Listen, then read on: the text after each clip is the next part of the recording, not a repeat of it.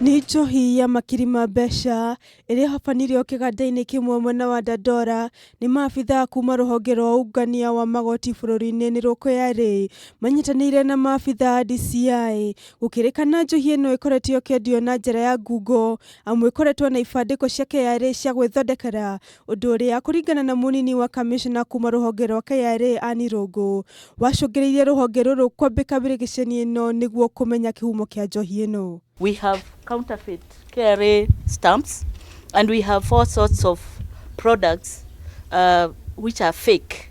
What this counterfeiter is doing is taking the labels for the licensed manufacturers, and he is doing all the products.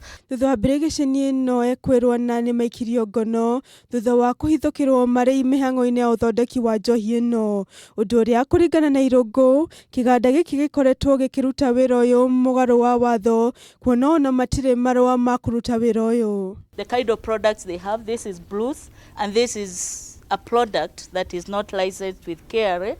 We have another product here. We have turkeys.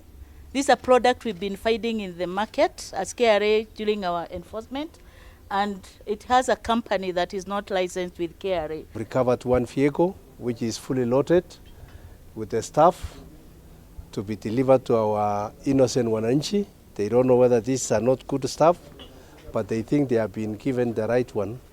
Kwa ihinda rĩrĩ ũthuthuria wa gwethana na mwene kiganda gĩkĩ nĩ wambĩkĩtwo o rĩrĩ arĩa maikirio ngono marathiĩ na mbere na kũhũngwo mahũri o rĩrĩ metereire gũkinyio igoti-inĩ.